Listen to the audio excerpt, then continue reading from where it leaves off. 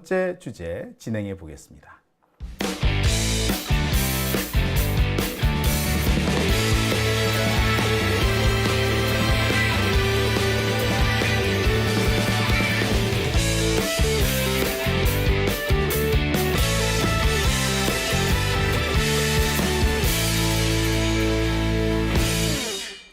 오밤중의 뉴스 함께하고 계십니다.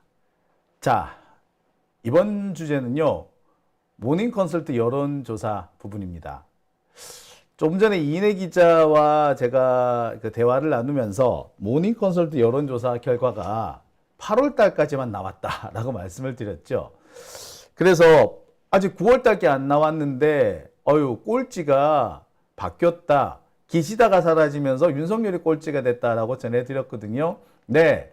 그런데 제가 그 녹화, 방송을 하고 조금 뒤에 제가 확인을 해봤더니 네, 모닝 컨설트 여론조사 결과가 그새 나왔습니다. 정말 따끈따끈한 내용입니다. 몇 시간 안 됐어요. 국내 최초일걸요? 자, 모닝 컨설트 여론조사 결과 윤석열이 정말 명실상부 꼴찌 탈환을 했습니다. 이게 다 기시다 덕분인 것 같아요. 그래서 윤석열이 그렇게 기시다한테 많이 퍼준 게 아닌가. 그동안 꼴찌를 기시다가 다 도맡아 놓고 하면서 윤석열이 아슬아슬하게 꼴찌를 면했는데, 예. 그동안 꼴찌 면하게 해줘서 고마워 친구야.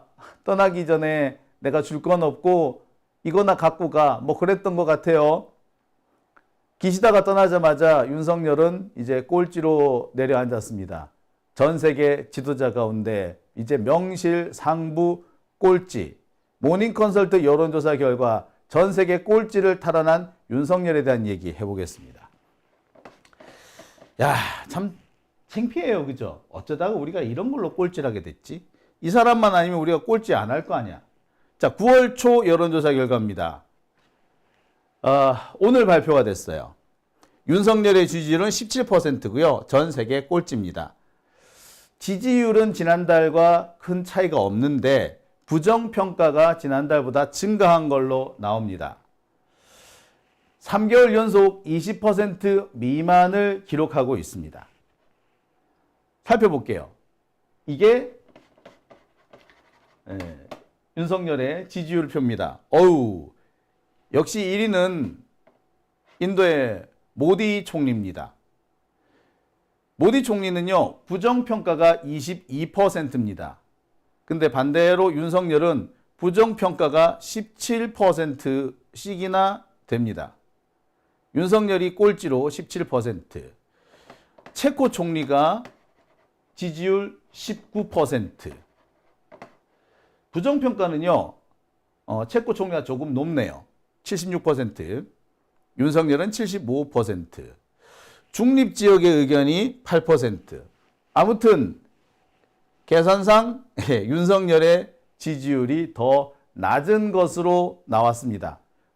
부정평가가 1% 낮지만 긍정평가는 2% 낮기 때문에 합산해보면 윤석열은 명실상부 세계 꼴찌입니다. 아마 체코 총리하고 윤석열하고는 앞으로 계속해서 꼴찌 다툼을 하지 않을까. 독일 총리도 조만간 꼴찌 대열에 동참하지 않을까라는 생각도 드네요. 자,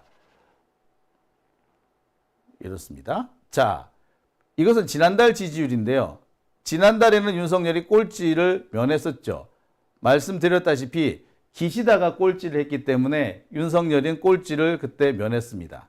7월달 지지율을 볼게요. 7월달 역시도 기시다가 꼴찌를 하면서 윤석열이 꼴찌를 면했습니다. 자, 6월달 역시 윤석열은 꼴찌에서 두 번째, 체코 총리가 꼴찌에서 2등이었고요. 꼴찌는 역시 기시다였습니다. 기시다가 밑을 든든하게 받쳐주니까 윤석열이 이렇게 꼴찌를 면할 수 있었던 거죠. 이 꼴찌 기시다가 사라지니까 이렇게 지지율이 꼴찌로 확 처박히는 겁니다. 역시 이러니까 윤석열이 기시다가 참 고마웠던 모양이에요. 열심히 퍼다 주는 이유가 여기에 있지 않았을까라는 생각도 해봅니다. 자, 윤석열 지지율 계속 지금 하락 추세죠. 어제 발표된 갤럽 여론조사 결과가 있습니다. 갤럽 여론조사 결과 윤석열 지지율은 23%가 나왔습니다. 항상 보면은 우리나라 여론조사 결과와 모닝 컨설트 여론조사 결과가 차이가 컸었는데 최근 갤럽 여론조사 결과와 비교해 보면 상당히 격차가 좁혀졌습니다. 부정평가는 67%가 나왔네요. 보면은 윤석열 지지율은 계속해서 지금 바닥세를 기고 있습니다. 윤석열이 지금 기자회견까지 열고 나름 이 지지율 하락세를 극복해 보려고 엄청 노력을 하는 것 같은데 그닥 도움이 되지는 않는 것 같습니다. 워낙 도움이 안 되니까 이제는 문재인 대통령을 그 희생양으로 쓰려고 하고 있는데 지금 나온 걸로서 봤을 때는 문재인 대통령을 희생양으로 쓰려고 하는 그 작전 역시도 그닥 도움이 되지는 않는 걸로 보입니다. 이에 앞서서는 리얼미터 여론조사 결과도 나왔었죠. 자, 그런데 보시다시피 TK와 PK, 그러니까 윤석열의 지지 기반이라고 할 수 있는 영남 지역에서의 지지율이 지금 추락세입니다. 부산 경남 지역에서는 지지율이 26%밖에 안 나와요. 보수 진영에서도 이른바 자기가 보수라고 말하는 유권자들 중에서도 윤석열 지지율은 42%입니다. 70대 이상 지지율에서도 45%를 기록해서 부정평가가 더 많다고 합니다. 특히 윤석열이 나름 회심의 일격이라고 생각했던 여론 기자회견, 뜬금없는 그 기자회견 이후에 지지율은 더 하락하는 추세입니다. 가장 충격적인 것은 70대의 지지율이 급격히 떨어지고 있다는 건데 많은 사람들이 바로 이 의료 대란이 원인이라고 보고 있는 것 같습니다. 의료 대란도 문제지만 사실 제가 볼 때는 이 물가가 더 심각한 것 같은데, 자, 이건 리얼미터 조사인데요. 29.6% 나왔습니다. 지난주까지는 30%였는데 그새 또 조금 떨어졌습니다. 역대 두 번째로 낮은 수준이라고 하는데 역시 부산 경남 지역에서 33%가 나왔습니다. 50대, 30대에서는 지지율은 24%까지 떨어졌어요. 특히 여기서도 의정 갈등, 의사들과의 갈등 문제, 이게 제일 큰 문제였다고 합니다.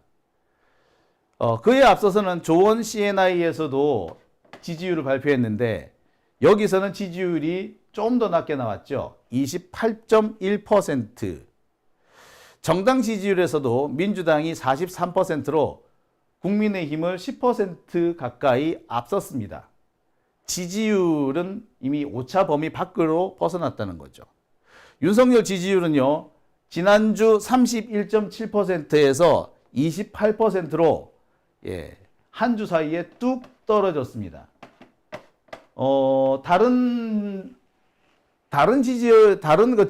지지도 조사에서는 그 윤석열의 이 기자회견이 큰 영향을 미치지 못한 것으로 나왔습니다만 조원 CNI에서 조사한 바로는 이 윤석열의 기자회견이 매우 부정적인 영향을 미친 것으로 보입니다.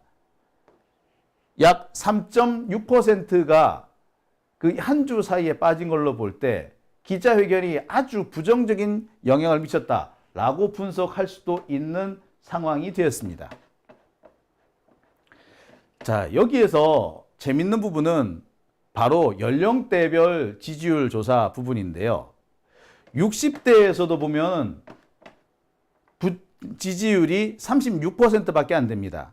부정평가가 61.7%, 심지어 70대에서도 부정평가가 49.6%로 긍정평가인 47.3%를 앞서고 있습니다. 즉 윤석열은 모든 거의 전 연령대에서 지지율이 하락세를 보이고 있고 어떻게 보자면 거의 모든 이 여론조사에서 모든 지지층들로부터 버림을 받고 있다라는 평가가 가능할 것 같습니다. 이래서 얼마 전 시사저널에서는 사실상 심리적 탄핵 상태라는 기사까지 나오게 된 거죠. 우리가 지금 현재 진행되고 있는 여론조사를 사실 신뢰할 수 없다라는 말씀들 많이 하십니다. 의외로 생각보다 내가 주변에서 보는 것보다 윤석열의 지지율이 높게 나온다는 것이 이유입니다.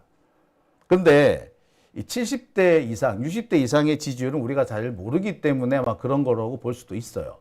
아무튼 윤석열 지지율이 우리가 느끼는 체감 지지율보다 훨씬 높게 나온다는 점에서 많은 사람들이 믿을 수 없다라고 합니다. 근데 이 믿을 수 없다라는 이 현재 뭐 갤럽이라든지 리얼미터라든지 조원 CNI 여기 여론조사 결과상으로도 윤석열의 지지율은 이제 바닥을 기고 있는 겁니다.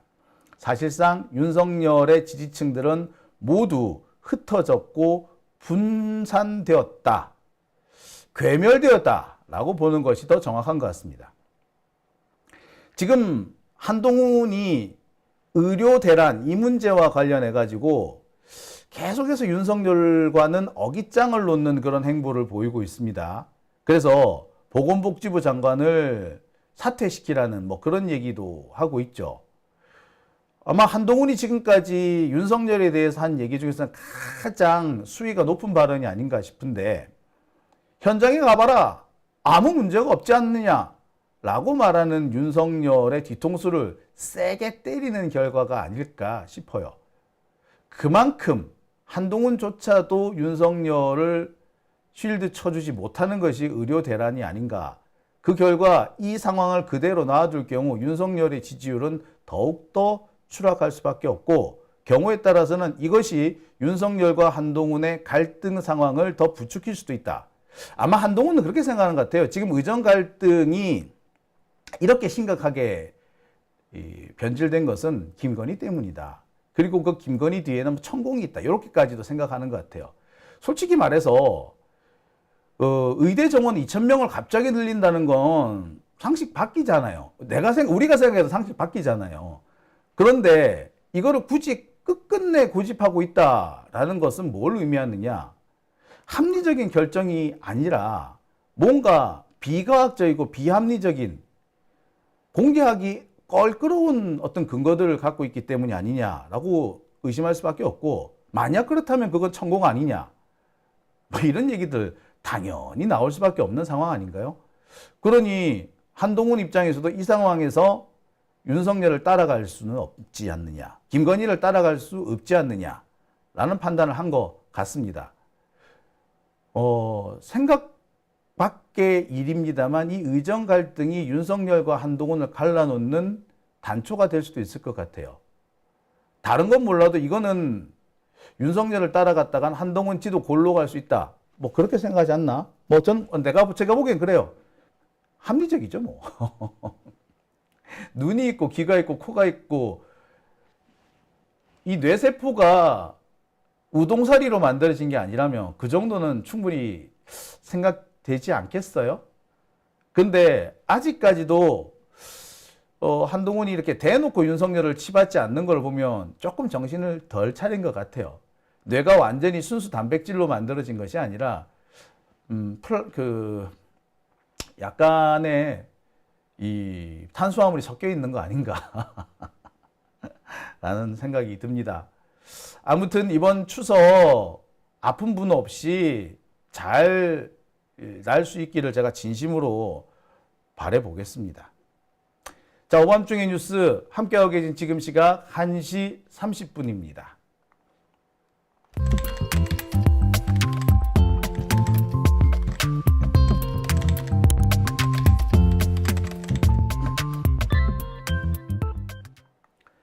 네, 바둑이님께서는